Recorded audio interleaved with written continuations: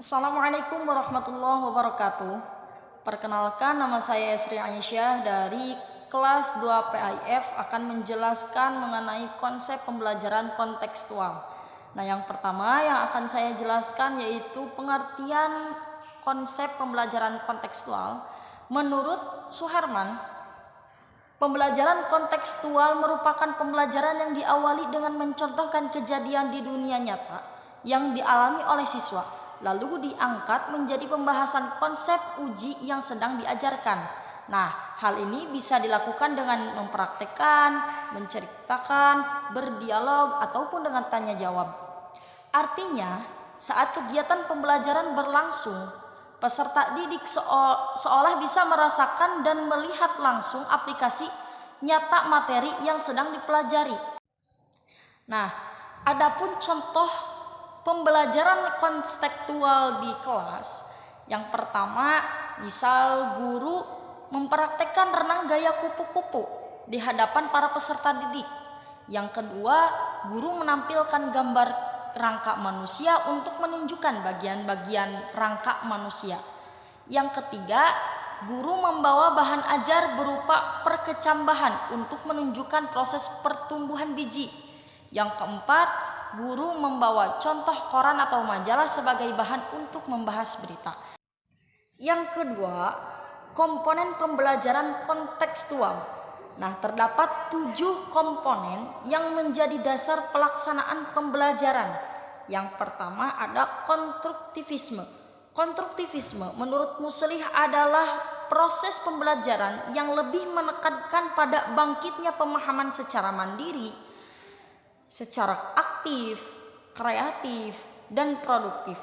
Hal ini didasarkan pada pengetahuan yang telah dipelajari dan juga berasal dari pengalaman yang bermakna. Yang kedua, ada inquiry, artinya menemukan. Inquiry memiliki arti sebagai proses pembelajaran yang berlandaskan pada pencarian dan penemuan melalui proses berpikir. Nah, menurut Sanjaya sendiri, inquiry bisa dilakukan dengan merumuskan masalah, mengajukan hipotesa, kemudian mengumpulkan data, menguji hipotesis, dan membuat kesimpulan.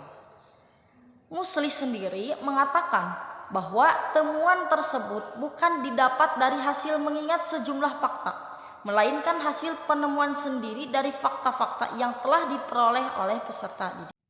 Yang ketiga, ada bertanya ataupun questioning. Bertanya merupakan cerminan dari rasa ingin tahu setiap individu, sedangkan menjawab pertanyaan merupakan refleksi dari kemampuan seseorang dalam berpikir. Nah, ada beberapa keterampilan dalam bertanya. Yang pertama, jelas dan singkat. Yang kedua, pemberian kesempatan berpikir. Yang ketiga, memberi giliran dan memberikan pertanyaan. Dan yang terakhir, memberikan tuntutan. Nah, dalam questioning, bertanya, guru diharapkan tidak menyampaikan materi dengan cuma-cuma, tetapi harus ada kreatif sedikit untuk memberikan pancingan kepada siswa agar siswa bertanya kepada guru tersebut dan dapat menemukan solusi bagaimana kita memecahkan pertanyaan tersebut. Yang keempat, ada masyarakat belajar ataupun learning community. Menurut Vygotsky sendiri, bahwa pengetahuan dan pemahaman anak itu cenderung lebih banyak terbentuk karena adanya komunikasi dengan orang lain.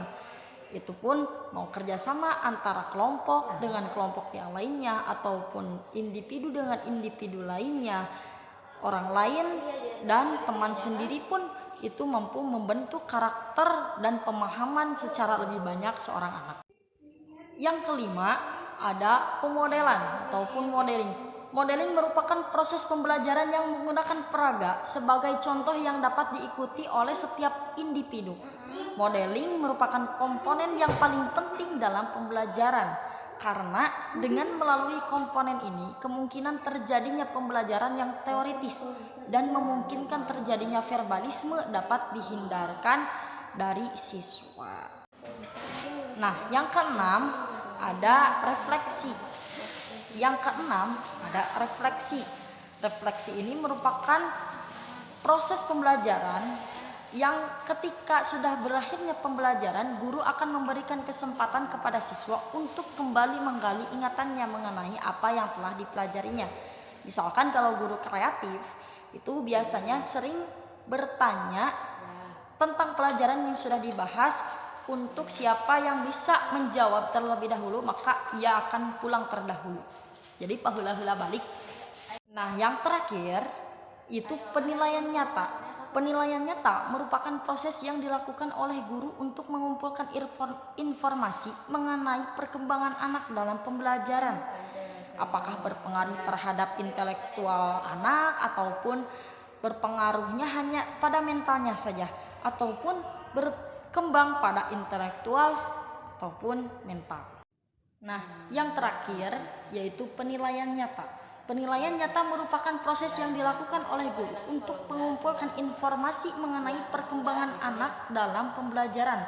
Apakah pembelajarannya berpengaruh terhadap perkembangan intelektual ataupun mental.